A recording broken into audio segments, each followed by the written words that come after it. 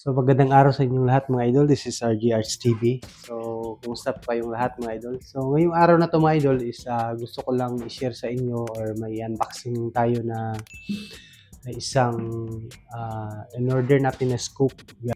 Itong scoop na pala nito mga idol is hindi siya BEC black powder, no. So may nakita tayong legit na nagbebenta ng scoop.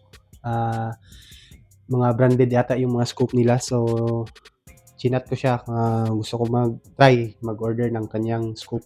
So ngayon, kakarating lang pala nito kahapon. So hindi ko siya nagawa ng video kasi may ginagawa ko kahapon. So ngayon ko lang siya gagawa ng review kung okay ba siya, no. So affordable lang to na scope mga idol.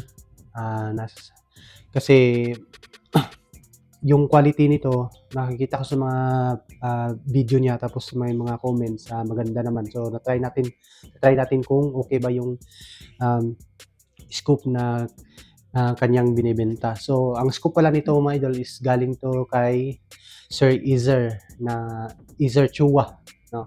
So ito yung Facebook page niya mga idol. Kung gusto niyo mo-order, message niyo lang siya sa kanyang Facebook page, which is Izer Chua. So marami siya, nakikita ko sa mga videos niya, marami silang mga brand na mga scope like the Eagle, yung iba I don't know kung may Discovery sila, pero solid yung mga kanilang mga product, no. So talagang legit talaga, no. So dumating na sa atin yung ating in-order na scope. So wag na natin patagalin mga idol para hindi naman siya mahaba yung ating video kasi review lang naman to. So ito na siya guys, no. Bubuksan na natin yung scope na in-order natin. So ang price pala nito mga idol is nasa 2.5 siya, pero may kasama siyang shipping fee, kaya nagiging 2,700 yung kanyang price. So bubuksan na natin mga idol.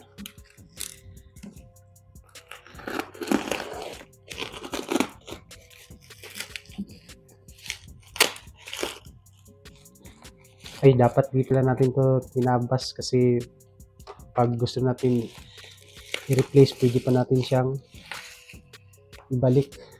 Kaya lang natabas natin.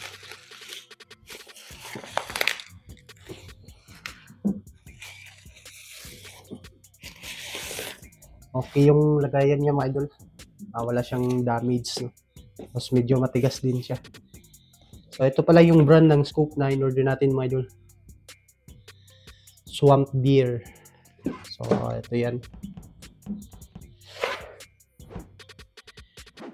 So bubuksan na natin mga idol, no? Uy, ganda.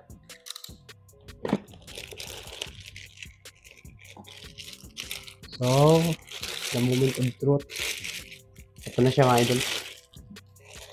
Para din siyang Discovery. Tapos yung kanyang elevation dito na sa labas, yung hihilahin mo lang to, yan. Tapos naka-lock. Pag gusto mo siyang pihitin, hilahin mo siya. Tapos ito yung lock, pabalik. So ito pala ano siya mga idol, 16 by 44. So try natin kung malinaw pa siya.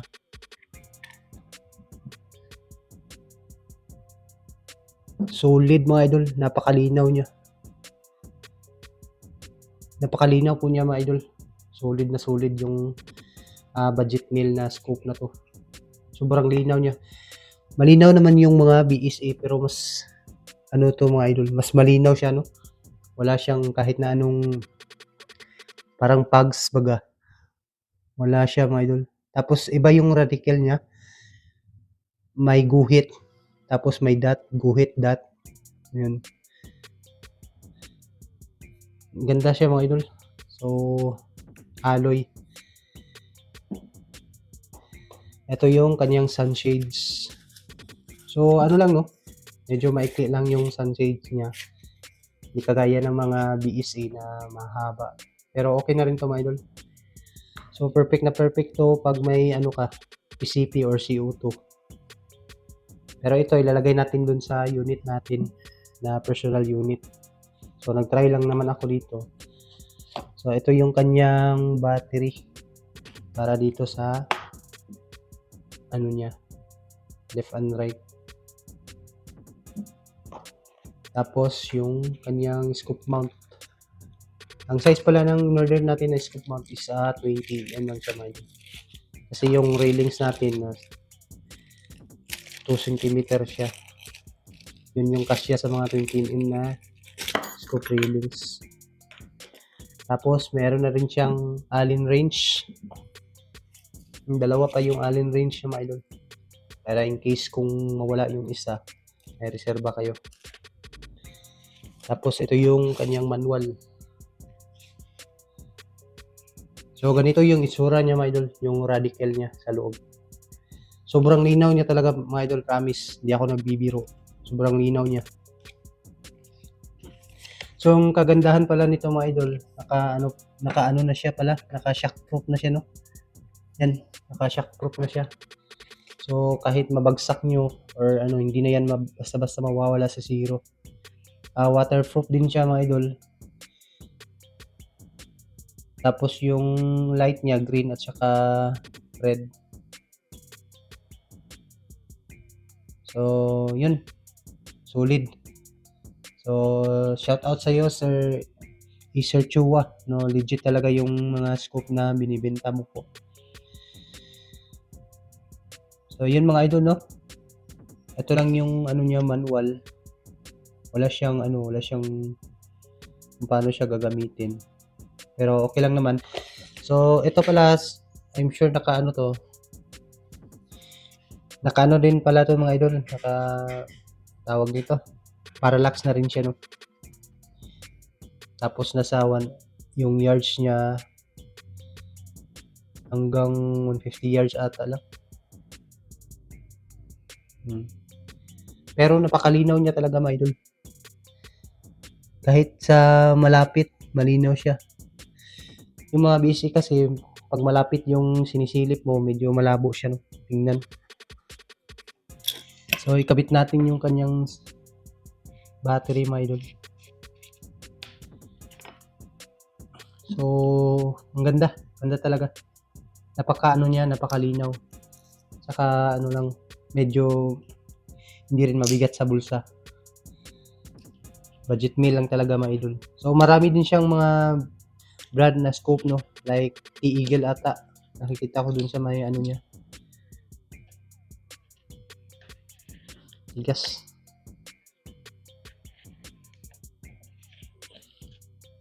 Ayaw.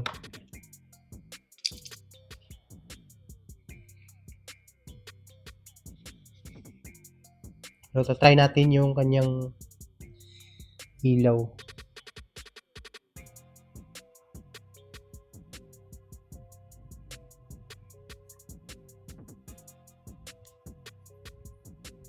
Ayan. May ilaw siya, mga idol. Red.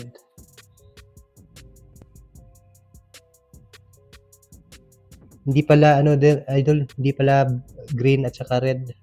Kulay blue yung kanyang ilaw saka red. Kala ko kanina parehas ng mga BSA black powder. So, ganda, mga idol.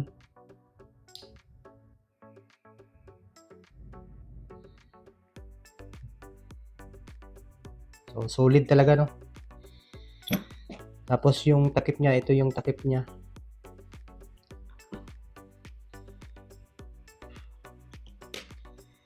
So, ang kulang lang siguro nito, mga idol, ay, meron pala. Kala ko wala. Ito, mga idol, meron na siyang pampunas ng lens para hindi magasgas yung lens ng scope natin. Kala ko kanina wala, natabunan lang pala. So, kumpleto lahat. So, salamat sa iyo, Sir Sir, no? Napaka-legit ng yung scope na binibenta. So, maraming salamat. So, sa mga nagtatanong pala, mga idol, tips ko lang paano mag-zero ng scope. Papaliwanag ko na lang dito. So, ito mga idol, kung nakikita nyo, may up and down dyan. Pag yung elevation niya or yung pihitan niya, pinihit mo to pa up, Ito lang yung tatandaan nyo sa mag-zero ng scope mga idol. Naka-counterclockwise po yung scope natin. So, pag pinihit mo to pataas, yung radical ng scope natin o yung crosshair niya, mapupunta yan sa baba. So, ulitin ko mga idol, pag pinihit mo tong pa-up, yung radical niya, pupunta yan pababa. Pag pinihit mo naman to pa-down or pababa yung kanyang pihitan, yung crosshair niya or yung mapupunta yan sa taas. Ganon din dito mga idol sa left and right. Pag pinihit mo to pa left, pupunta yung radical mo sa right.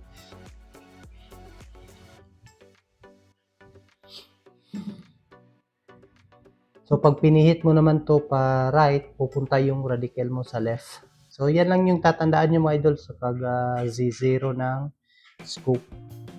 So far, 100% legit, saka magandang klase na scope.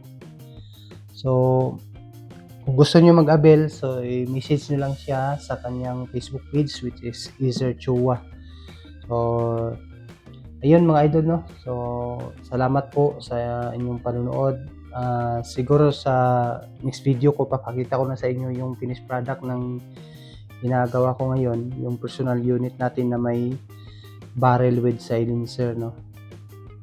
So ikabit natin to kung ano ba yung magiging output niya, yung itsura niya pagkatapos, no? So ayan na siya mga idol. So maraming salamat po sa patuloy na sumusuporta sa ating YouTube channel, no? So it's God bless po sa ating lahat and magandang araw po.